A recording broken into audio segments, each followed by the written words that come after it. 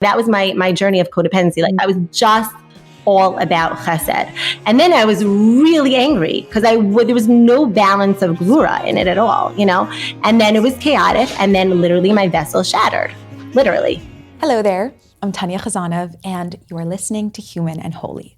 Human and Holy is currently on a season break, so if you see me, no you don't.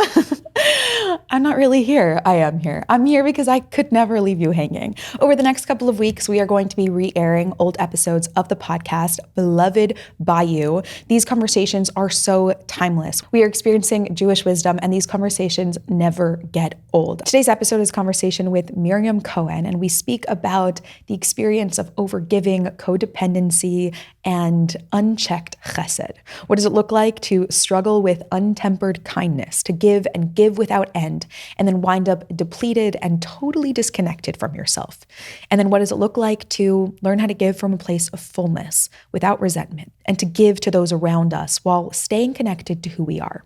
Miriam shares how the teachings of these 7 emotional spheros helped her confront her own codependency and begin to unravel the patterns of why she was overgiving, giving with resentment, and how she could begin to give from a truly balanced and healthy place. My name is Miriam Cohen. We live in the mystical city of Tzfat. My husband and I run an online school called livekabbalah.com, and I have teach in various institutions in Tzfat. And thank God, I am blessed to be the mother of all the Sfirot. Thank God. Hashem. I love that. Can you share with us just a brief introduction of what the Spheros are?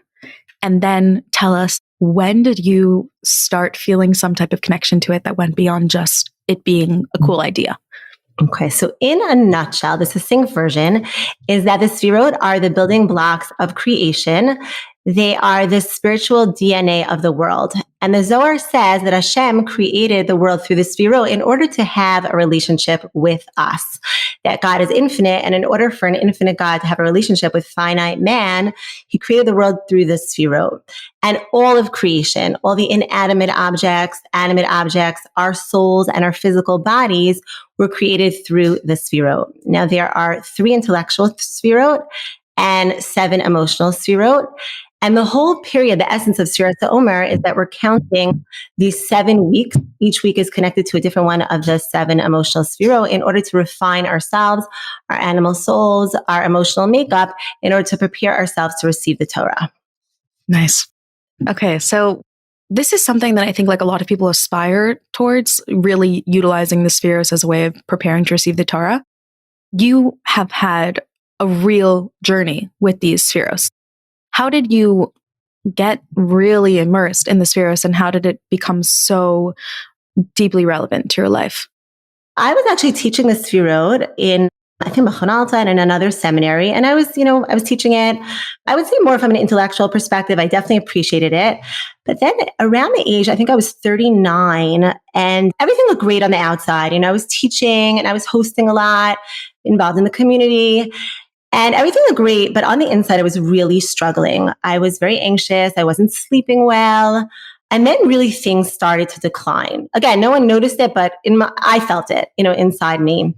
And then I was 39 years old and I had a miscarriage. Thank God we had 9 children at the time, and I had a miscarriage. And I really went downhill. Like I really was extremely anxious. I remember just waking up and just the whole day feeling like my chest was super tight, and I just felt this sense of anxiety. And I was really sitting with myself after that miscarriage and really being curious with myself, like, what is this?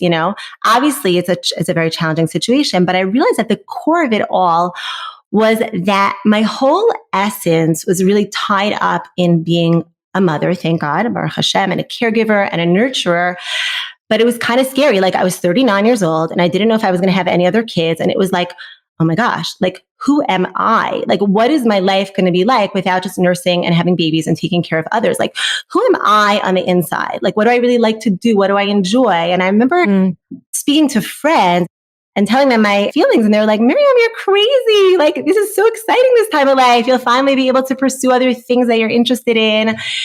And I don't know, I couldn't, like, I heard it, but I was just kind of this fear of facing myself was really challenging.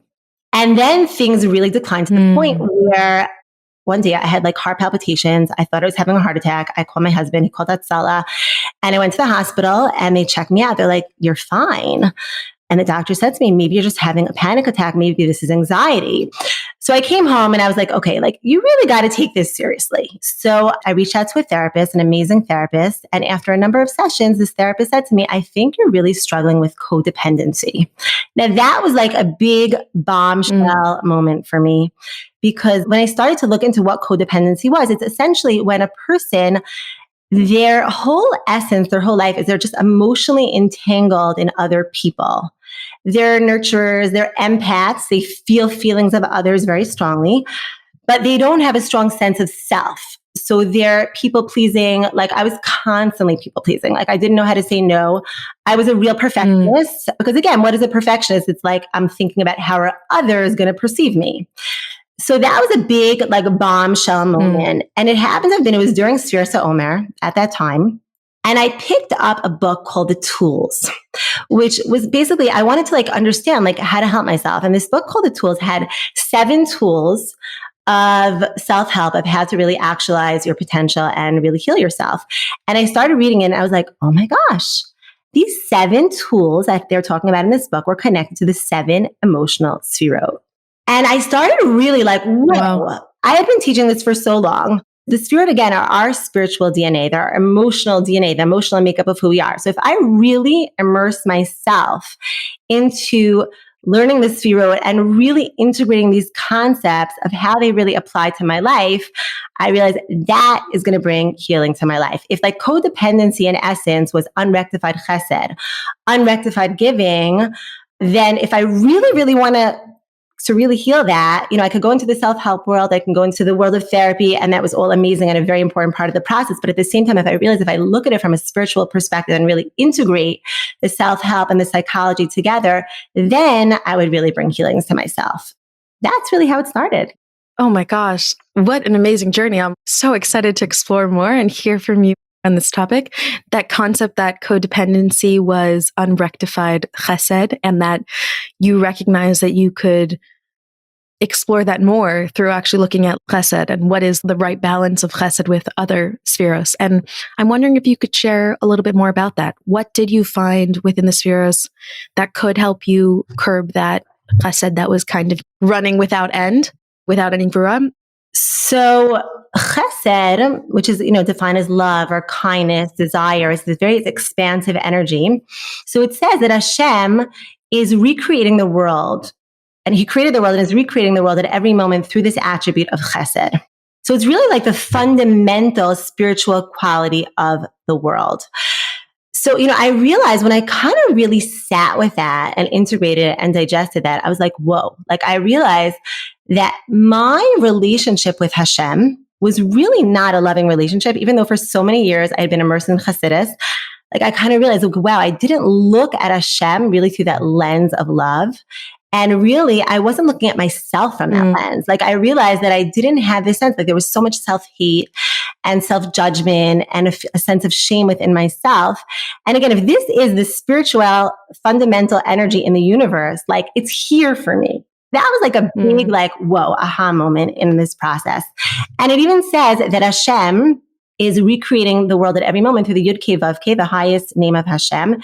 And if we break down the gematria of Yud Kei Vav Kei through each letter, like Yud, you spell it out, Yud Vav, Dalet, like there's a way of spelling it out in gematria that way, that it comes out Yud Kei Vav Kei to 72, which is the same gematria as chesed, as love, as kindness. So again, this idea, like it's here for me. Like I don't have to go so far out to feel Hashem's love and to really feel the love within myself. Now, it says also about chesed that chesed is compared to water. Now, just like water, it flows from above to below. So it says that Kabbalistically, it's kind of like the perspective on high, as if we're like zoning out and we're going up high to this perspective of high. So let's say, for example, you're on an airplane and you're looking over the Bahamas or Yerushalayim, or you're on this airplane, you're looking out the window over Harlem or a garbage dump. Like it's all going to look beautiful. And that's really how Hashem looks at the world, from this vantage point of high, where he just sees us from this perspective of light and love and goodness and kindness. But again, I was like, why am I not seeing myself from that perspective? So just kind of tapping into that energy really helped me start integrating these teachings. And then it explains, if you look at the word for love, again, I felt like this journey for me was in really understanding what is love, what is self-love, and really how to love another in a healthy way. So we look at the word for love, it's ahava in Hebrew. Ahava is love, but inside the word ahava, we have the word have. Now, the Zohar says about the word have that when a dog barks, this is what the Zohar says, he's saying have, which means to take, like take. Like a dog is all about me. You know, the idea of like the dog is just receiving for the self. And I realized that for me, my whole essence was tied up in giving and nurturing and caretaking, but I didn't know how to be a receiver at all. I was the woman that was like having all these Shabbos guests and like I just did it all myself and, and I didn't know how to actually receive help and even really how to receive love. Then I really sat with myself and realized that the whole idea of receiving really is the essence of femininity, which is malchus, right? Malchus is the idea of the vessel, which is the final culmination of all the sefirot. It's like the cup that holds it all. And I was giving, but I wasn't receiving. So therefore, my giving wasn't coming from a healthy place because I wasn't filling myself up. And it says, actually, David HaMelech, who is the chariot, the embodiment of Malchut in this world, he says about himself that I'm a kosi revaya, I'm a cup that's overflowing. And in other words, when we're giving from a place of depletion, when we're giving from a place of, we're just totally dried out, like we're just running and taking care of and nurturing, but we're not taking care of ourselves. And especially as women, there's so much that we have to do, so much that we have to give. And when we're not taking care of ourselves, then we're not this kosi raya. We're not a cup that's overflowing. We're giving from this place of depletion. And I really felt like that also really helped to shift things within me. Like the idea of malchus is the idea of this vessel, that our vessel needs to be whole in order to contain all of the light, in order to overflow. And then I really started like valuing self-care, what it means to exercise, to eat well, to really take care of myself, to take out time for myself, and really take care of my physical body. And that was also a very big part, I would say, of my healing journey. Definitely a very big part. Wow. Okay. Before we explore a little bit about where else it led you, I just want to pinpoint how much I loved that have, because it's like a real relationship is reciprocal. And if there's no ability to receive within the love, which I guess is part of the codependency, which is that you always have to give and you always have to be in the giving position, then it's not really ahava. And being able to see the world from that perspective of chesed first, that we're able to like really experience love. I love how you pinpointed that too, that chesed is the first emotional sphera. It's like the foundation of everything. From that place, you can give from a place of true chesed because it's like actually true love, because it's focused on everyone, not on yourself and on others, and not only on others to the detriment of yourself. Yeah, for sure. And I really feel like in that process of, thank God, I always felt like, I really valued being a mother and really working on my relationship with my children. But I did really see when I started taking out that time to receive for myself, even that relationship with my kids, that ability to really love, like my heart really just opened and expanded, and all my relationships were so much more deep and real and loving and meaningful in that process. Can you share a little bit about how you experienced your codependent tendencies? I really think that codependency like exists on a spectrum. People experience it differently. How did you experience it, and how did you begin to give to yourself? So it's really interesting. I mean, I think I would say I was on a very severe spectrum of codependency, you could say, because when a person is so codependent and they're so emotionally entangled in others, I really didn't even know about who I was on the inside. Like I'll tell you, for example, like I have a master's in occupational therapy, and it really wasn't even a career that I chose. Every element I realized about myself was something that other people I looked at others to think, oh, wow, like, is that something that would be good for me? Even in a sense of style, like a personal sense of dress or style, I realized I didn't have a sense of what do I like to wear? What really reflects who I am? I was always looking around and being like, oh, what do other people wear? I remember my husband would even tell me, where do you want to go out? Like, let's go out. Where do you want to go? And I was like, I don't know. Where do you want to go? Like, it was so this sense where I just didn't have a sense of self. Like everything was just intertwined in others.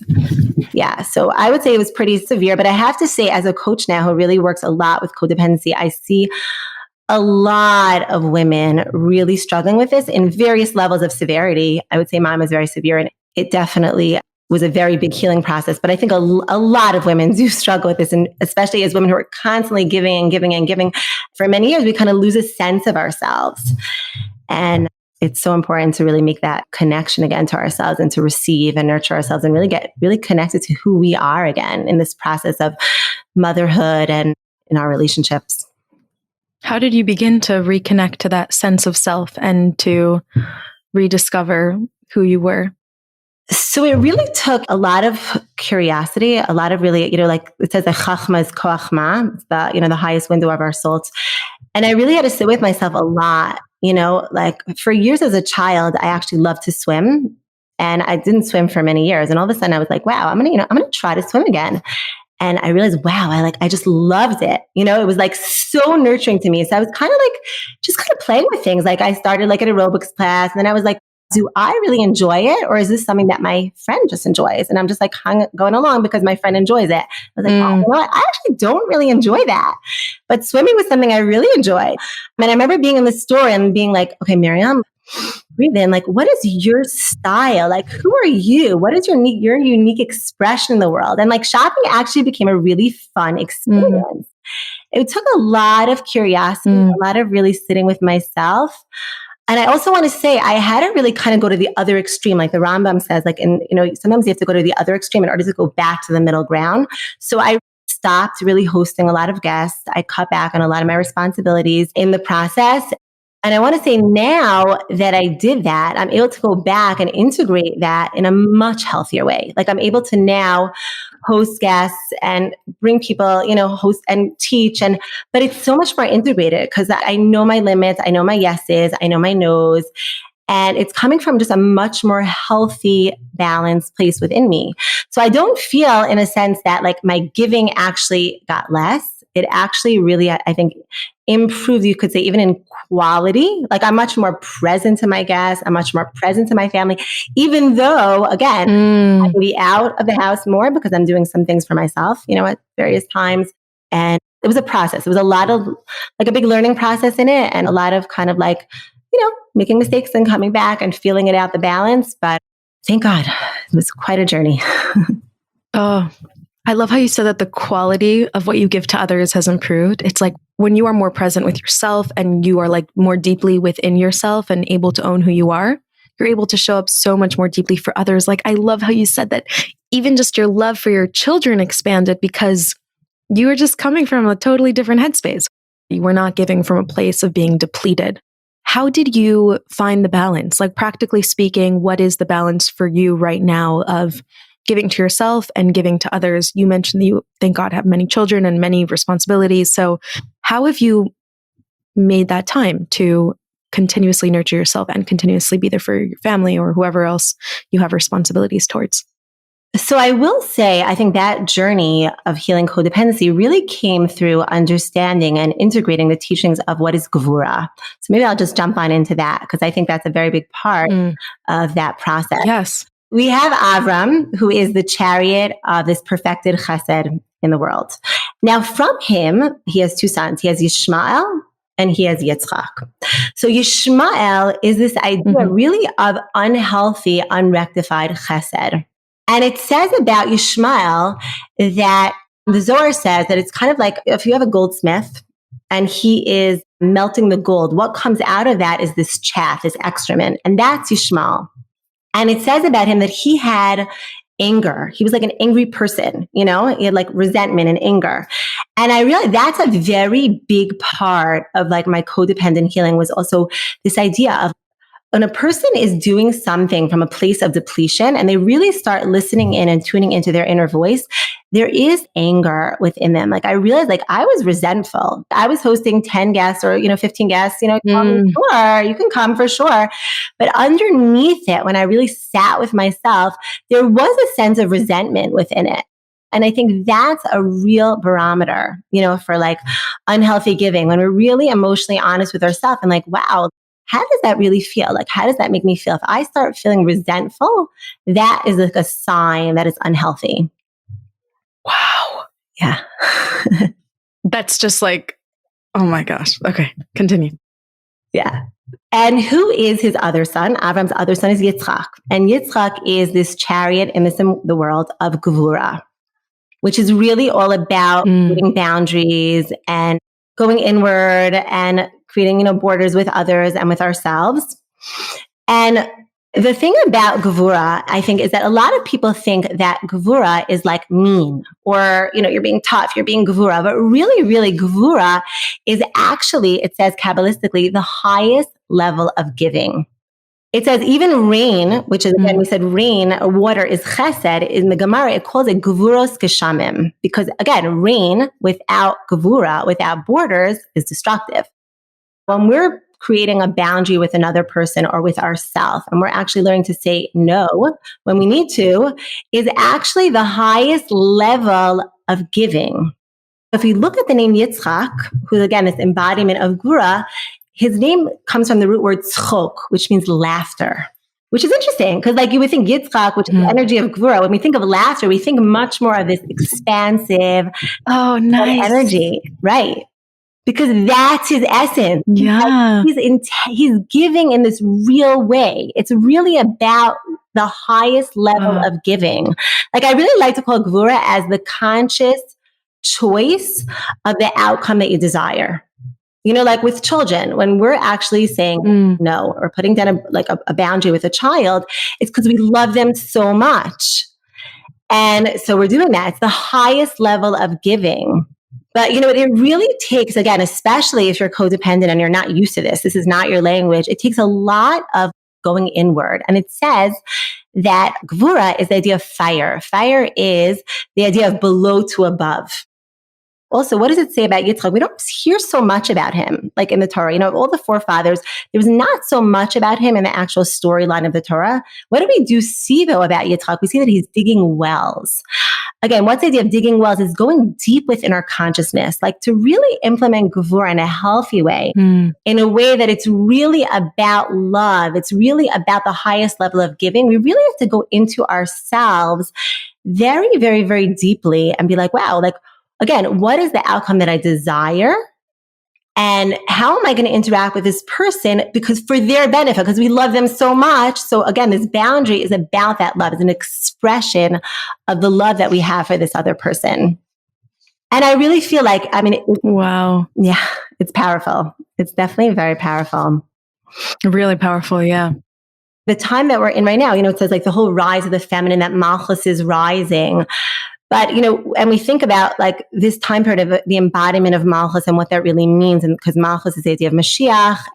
But it says also that the feminine is connected to Gevura, that the right side of the Sphiratic tree is the idea of Chesed, and the left side of the Sphiratic tree is the idea of Gevura. So I really think about this idea that the feminine is rising, that before Mashiach, that really implementing Gevura and boundaries again, in a healthy way, in a way where we're coming to it from a place of it. The source of it is love. The source of it is really the highest level of giving is a very big avoda. It's a very big spiritual work of the time that we're in right now. Yeah. And I really see that like for ourselves and for others, like I think that sometimes for other people, and this was something that was also very hard for me to say no to other people, or, I was letting people like walk all over me. I was people pleasing, like whatever, I don't matter. And then when I really learned this idea of Gvura, I realized that when I actually put up a boundary with someone and I say, this is not cool, like you can't treat me this way, it's actually the highest level of love for that person because I'm giving them the opportunity to do tshuva. When we really, really care about another person's soul and we say, no, like I'm not going to take being treated like this, we're giving them the opportunity to do tshuva. And that's the highest level of love and giving that we could actually give to another person. Oh, that's very interesting. Yeah. Because when we're in this mindset of codependency and people pleasing, it's hard for us to say no or to put up a boundary, but it's like, no, I really, really care about you and I love you so much. I care about your soul so much. So I'm not going to let you keep on treating me in this way And I'm going to give you an opportunity to do tshuva by actually putting up a boundary with myself and saying like, this is not cool. Like, this is not going to work for me. On a very practical level, I definitely have experienced that idea. It's not just like the soul doing tshuva, but it's actually the human being having the opportunity to repair whatever was trespassed in the relationship. So if they crossed a real boundary for you and you're able to communicate that to them, I can really clearly see how that's a gift that you give to them to be able to respond and to repair. If the relationship is meaningful to them, they want the opportunity to repair and to reconnect with you. So when being able to like set that boundary and to clearly communicate what you can't really receive from them is a gift to them. Absolutely. To be able to really connect with you. Absolutely. Yeah. So another thing that I've also been really conscious with is with my children of really teaching them this idea of healthy boundaries. I think it's a very important part. So I'll give you an example.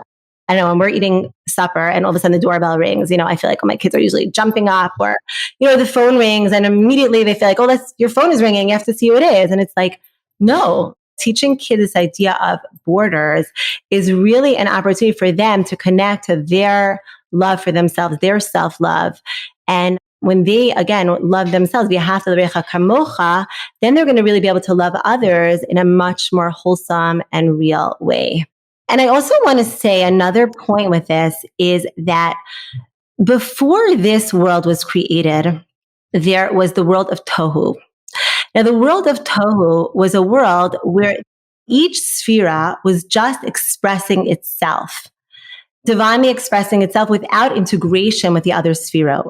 So there was just chesed, full expression of chesed without being integrated with gvura. There was just gvura without being integrated with tiferet, and so on and so forth. But what happened was the light was so great, but it couldn't contain itself. And then there was shvir sakelim. And then Hashem created our physical world, the world of tikkun. So I think that's a very important part of that. When we're just coming from just chesed, without balancing it with gvura, then we're not in this place of integration. It's like tohu. It's chaotic. I mean, that's where I was. That was my journey of codependency. Like I was just all about chesed.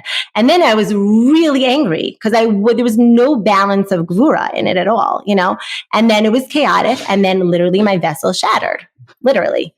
But when we're coming to it from a place of integration, when we really start learning about how to integrate borders and boundaries and gvura and self-compassion and, all the other sphera within it, then we're coming from this place, this world of integration.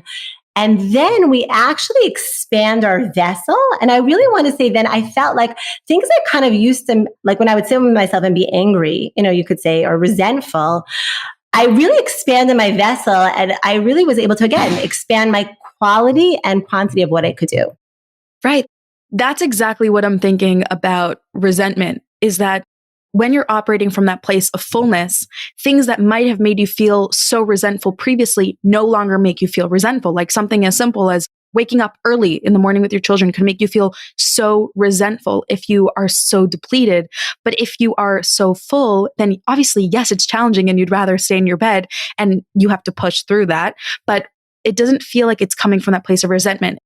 Exactly. And when you really integrated all the spherotes within you, like when you're just, again, coming from this place of like one dimensional, then again, we're not integrated. We're not fully embracing our whole self. And then once we fully embrace this idea of like integration of, again, not coming from this tohu, this chaotic place, but more from this place of tikkun where I know about how to create boundaries. I'm malchut, I'm receiving. I know how to have compassion for myself. I know what that really means.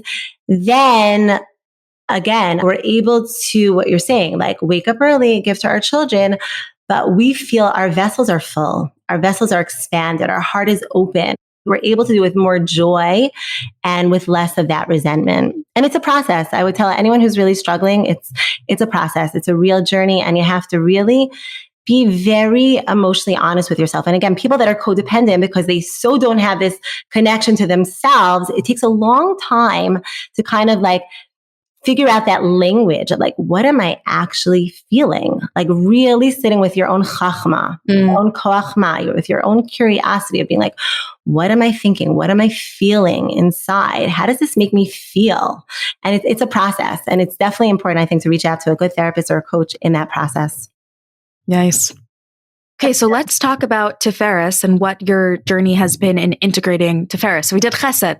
We did approaching yourself from a place of Chesed and recognizing that there's unrectified Chesed, and Gevurah can come to really enhance what Chesed is. So then where does Tiferes come into the picture? Okay. So Tiferet is defined as harmony, as truth, beauty, compassion. So it's really the harmony, again, of this Chesed and Gevurah. So some people think of it, it's like there's red, which is Gevurah, and there's white, which is Chesed, and Tiferet is pink. But it's actually not. It's actually like a mix, you could say, of like red and white, because it's really both. Beauty, anything beautiful, think about it, like any music that's beautiful or any art piece that's beautiful or food that's beautiful. It's really this combination, this harmony, this blending of both. So practically for ourselves, it's really becoming in touch and in tune to the different parts of ourselves, like not hiding parts of ourselves in the closet. There's parts of ourselves that we like, and there's parts of ourselves that we're happy to show to the world.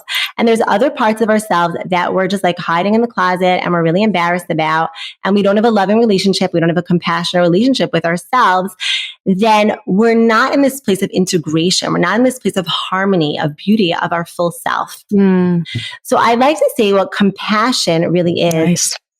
Compassion is observing or really being present with our full self, with a full gamut of our emotions, with all the different parts of ourselves, but without judgment.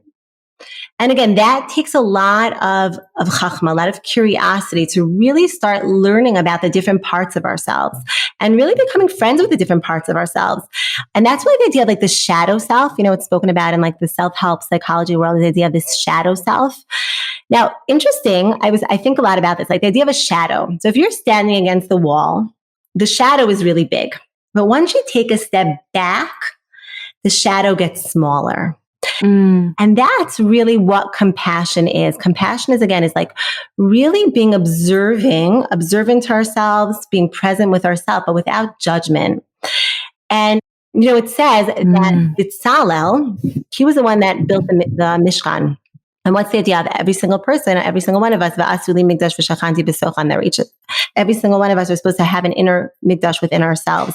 And I think it's really interesting that the whole idea of the shadow, like of really building our own inner mikdash, is very much connected to our shadow selves, of really starting to learn about it, become friends with it, understanding its language, and just really becoming its friend. So I'll tell you a little secret, Tanya. You could actually see it. So whenever I teach, I have a little chair next to me. You could actually see it. It's right here. And I always say, this is like for my shadow self. Like it used to be really scary for me to share my voice, like really scary. Like I was so terrified to share my voice because there was a part of me, like I didn't like my voice. I didn't connect to my voice. And I realized when I actually became friends with this part of myself, again, like I harmonized, I integrated, and I started like having a connection with all these parts of myself. And I'm like, hey, you're just going to sit next to me. Like I'm friends with you. You're going to be with me when I'm teaching and I'm sharing my voice. It helps us to deal with the shadow part of ourselves because it's not scary anymore. It's not like, ooh, that shadow, that scary ghost that's like coming out of the closet. It becomes our friend. Tiferet is also the middle column sphera. So all the middle column sphera are coming all the way down from Keter. So that's also this idea of truth, of speaking our truth, of expression, which is really the idea of flow. Like I know when we were talking about before the podcast, you're like, let's not like talk about this too much before because you want it to be very authentic and truthful, our conversation. And that's Tiferet. Tiferet is truth. Like it's the idea of Yaakov. Yaakov, it says Titin Emet Liyaakov. That Yaakov is the idea of truth. And it says that Yaakov chevel nachlaso, that Yaakov is like this rope, just like a rope. When you pull from the bottom, it pulls down from the top. That the idea of truth and connecting to our voice and expressing ourselves really comes from this place of channeling from a very high place within ourselves, this idea of flow. So I think when a person really has like a loving relationship with themselves, and I would say, again, that was like a very big part of my healing journey of like being able to use my voice and share my voice and express myself. then I'm coming from this place of flow. Like I know if I over prepare a class, like it's not going to come out good, you know? Because then it's not, there's it. You know, like there's me, there's too much of me. I'm not like flowing from Hashem. I'm not like this humble vessel, which is just channeling down Hashem's light. And that's the idea of truth as well. Yeah. That's so good that Tiferes is not just the integration of Chesed and Gvura, but integration of all parts of ourselves. You introduced your journey with codependency as a mother specifically when you kind of had this reckoning of like, who am I going to be when I'm not a mother? And I think that this really speaks to that, which is that sometimes like mother could be a really big part of someone's identity. But when we pin our entire self on one part of our identity and do not allow all parts of ourselves to be integrated, we do a disservice to anyone that we give to because we're not able to give because we're just a fraction of ourselves. And I think that what you're sharing with Tiferes is so powerful and that it encourages us to really welcome all parts of ourselves and not just like you mentioned the shadow self and also all of our strengths and also all of our interests and hobbies and curiosities and friendships and all parts of ourselves so that we could be so integrated so that we could show up fully in that state of flow when we're giving to people, when we're giving to the world, when we're in our lives. It just totally changes the game, totally changes ourselves and our contributions to the world. Absolutely. Yeah, absolutely. It's so powerful. So powerful. And it's really something that Lubavitcher Rebbe really stressed, this idea of like women should use all their gifts and all their talents, and all their strengths, because again, we're integrating all of ourselves. And then whatever we're doing with so much more joy because it's like all of us is there. All of us is present. So true. So powerful. Yeah. Yeah. Let's do Netzach. Okay.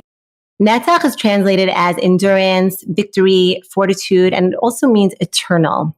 And it's really the implementation of chesed.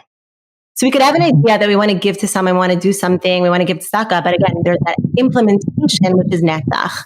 And it's really the idea of the ability to stick to something, sticking to a goal. Like I like to think of it as what Nike says, which is like, just do it, you know?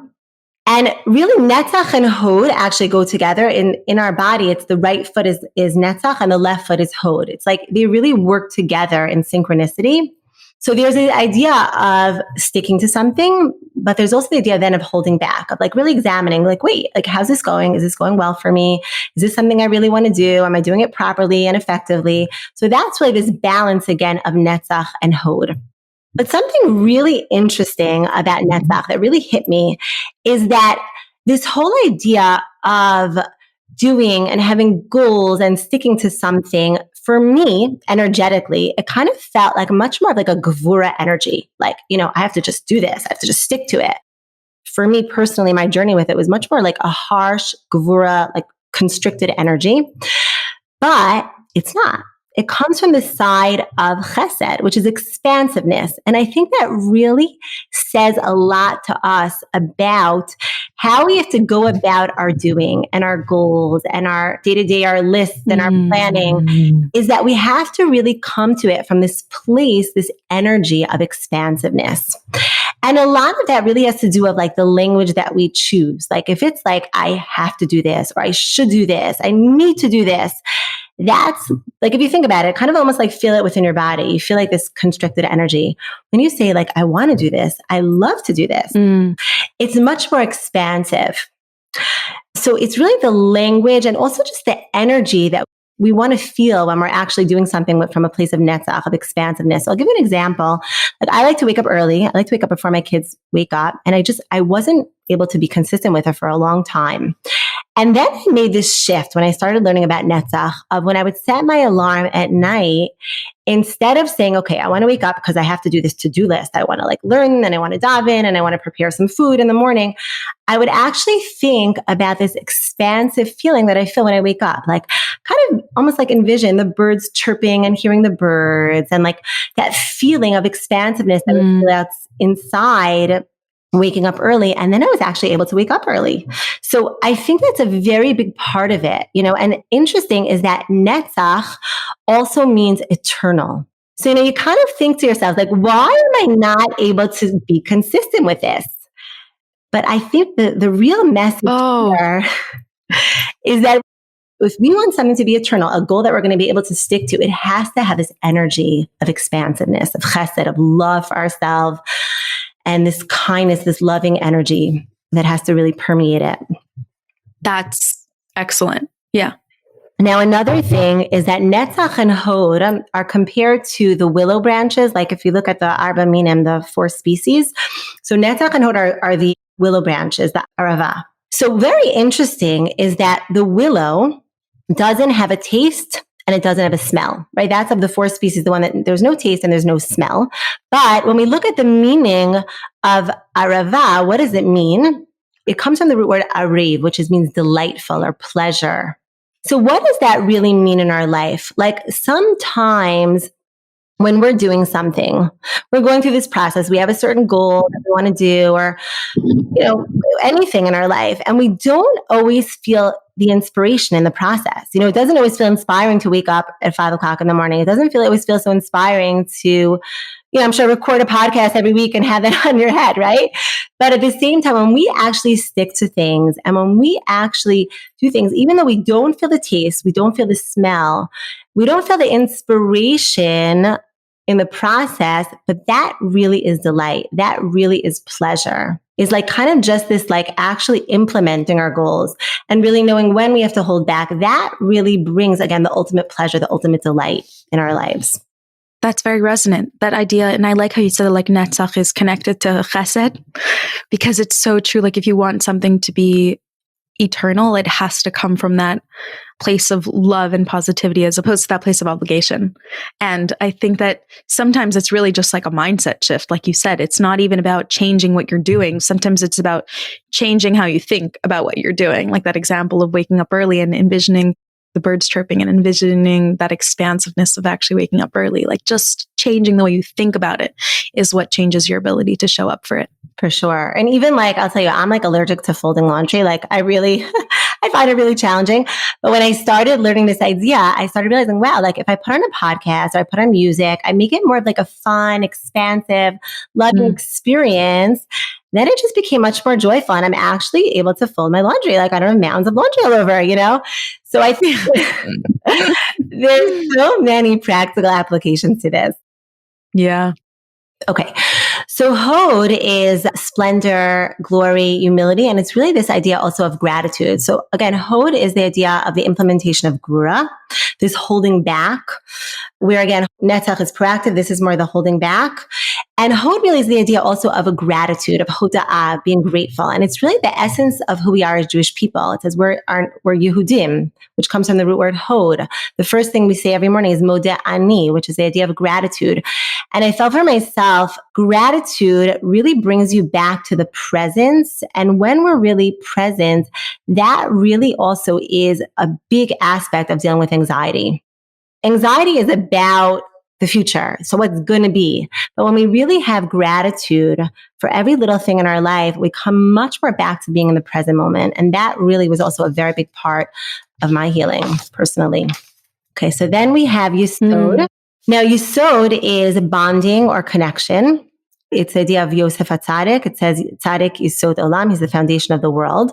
Now, in order to really connect to others, we really have to be able to bond. Now, what does bonding mean practically? So our child could be screaming, right? And they could be having a temper tantrum, but really, they don't need discipline at that point. They need love.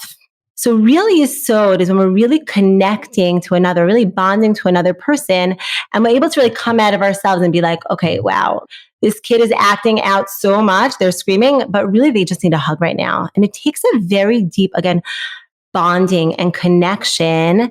And that's the idea, again, that Yisod is this middle calm sphere that goes all the way up, because we really have to go to a very high place within ourselves to come out of my emotional instinct, which is like, oh boy, this kid is like making me crazy now, and to be able to know this kid actually just needs a hug. They need a lot of love right now. And that's really Yisod. And really going up high to really see what the other person needs. Nice. I love how I'm really recognizing that each of the spheres is really rooted in the first one, in chesed, like in being able to see things with compassion, with kindness, and like using that as the foundation for whatever the sphere is. like gvura is not being mean. It's actually the ultimate kindness to give a boundary. And then here with Yesod, the idea that recognizing that what this person needs right now might be love and not discipline. Absolutely. You hit it on the nail, Tanya. Yeah. So let's go into Malchus a little bit. I think Malchus as women is so powerful because it's really the feminine of the Sefirot, and it's defined as royalty and kingship. Now, Malchus, we discussed a little bit before, but I want to touch on this idea that Malchus means that we're co-creating our reality with Hashem. And we are constantly birthing. We're constantly co-creators with Hashem. So when I was going through this process of that miscarriage and this thing of like, whoa, like, oh my God, I'm 39. I may not have any children anymore. But like, again, like we're always birthing. We're always bringing newness to the world. We're always really able to, what can I contribute? What can I give to the world? That is Malchus. And it's also being very present again. Malchus is being within the world, in the here and now. And really about the vessel, the body. And I think that was another very big part of my journey, my healing journey, was really becoming connected to my body, really learning how to regulate my nervous system, what that even meant, breathing. Again, and that ties into really what we're saying in the beginning of self-care and valuing taking care of our body and eating well and exercising is a very big part, I feel like, of our personal geula, of bringing that into our lives. And another very practical application that I really feel is that when we're doing healing work, a lot of times we can get very stuck in what happened in the past, our childhood traumas, things that our parents did to us, maybe growing up. But healing can only happen again in the present, in Malchus, in the here and now. So it really is about at the end of like looking at patterns, being curious with ourselves of like triggers in the here and now, patterns that we're experiencing in the here and now.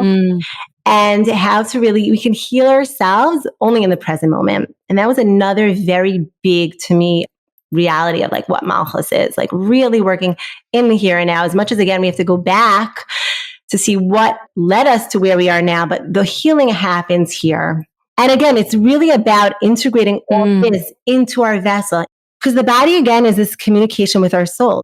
I feel like as women, if we could like kind of sum this up, I really feel of really valuing ourselves as this vessel, that if a vessel has holes in it, everything's just going to fall out.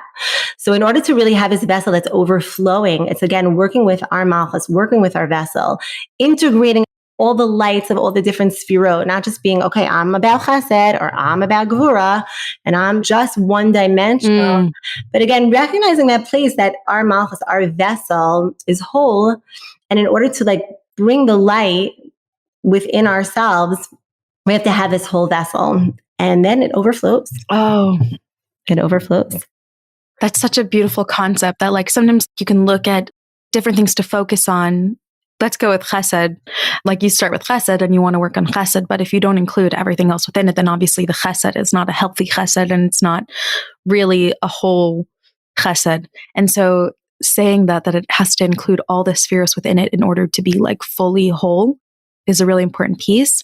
And I love what you said about the here and now too, that it's about really focusing right now. Where am I holding right now? Where can I improve? Just for today, just for this moment, this week, as opposed to like really sitting in the past. I would love if you could share, where are you right now in this process? Because you spoke about how you had this big moment when you began this journey, but where are you right now in the Malchus, in the here and now of your journey? Where are you and how are you navigating and integrating these spheres into your life?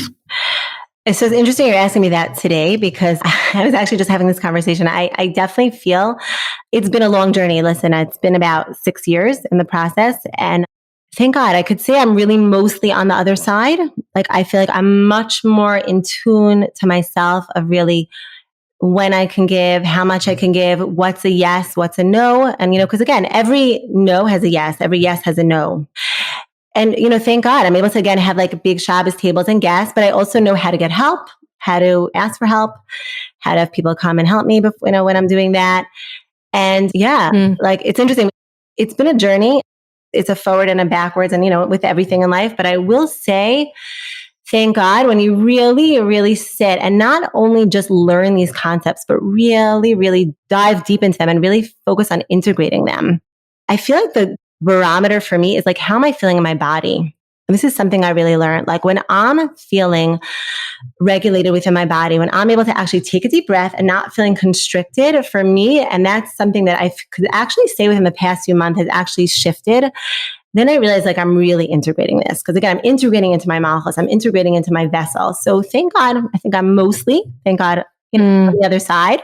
It's a process, but I'm very, very grateful to have really learned these concepts. And thank God, really Hashem really blessed me to find the right teachers and the right coaches and the right therapists and to really integrate them. Thank God.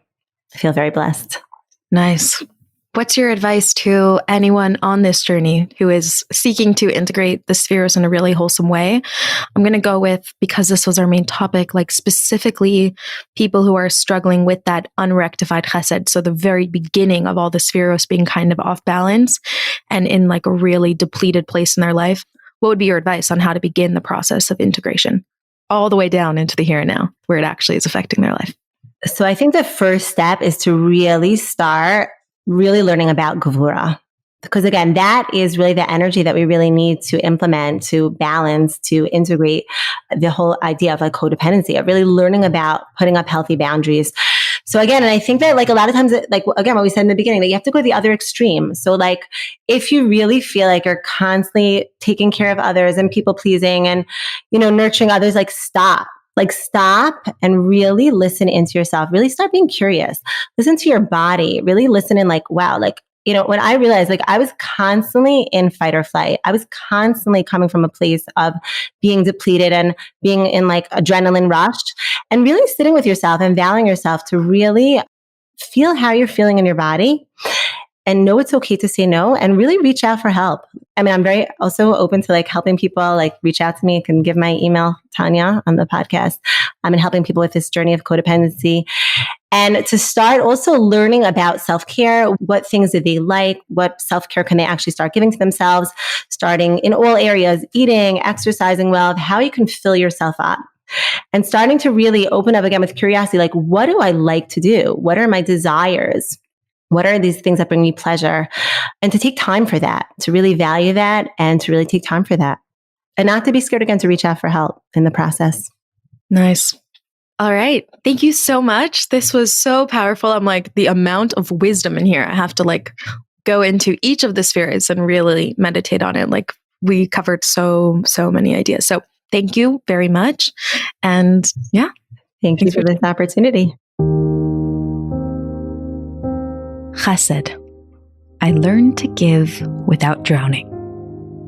Gevura. I fashion vessels to hold my love. Tiferes. I bring my full self to the table. Netzach. I persevere from a place of passion, not fear. Hod. I trust my passion, even when it simmers. Yesod, I approach the world with connection and love. Malchus, I take responsibility for my own story. I rise to greet this moment right now. I turn my gaze to the present, to my breath, to my vessel. I am made up of so much that came before me. But right now, I choose to live the life that I have. Thank you so much for listening. I hope you enjoyed today's vintage Human and Holy episode. We will be back with season 6. Can you believe it? I'm so excited. On September 7th, Yud Dalet Elul, fresh content to start off the new year. I cannot wait to share it with you. If you have any feedback, topics, guest ideas, things you want to see in the upcoming season, this is your time. Email us at info@humanandholy.com. We love hearing from you, and Human and Holy has always been a collaboration, hearing from you on the topics that you want to hear, ways that we can support you in living your most godly, spiritually connected life. And I welcome and cherish the conversations that we have and your feedback and input in the conversations moving forward. Thank you so much for being here. Make sure you hit the subscribe button wherever you listen, YouTube, Spotify, Apple Podcasts. You know the drill. Leave us a 5-star rating or review if you love it. And if you don't worry about it. Just don't leave us anything. I'm kidding. Tell us honestly. Tell us how you feel. Thank you so much for listening, and I'll see you next week.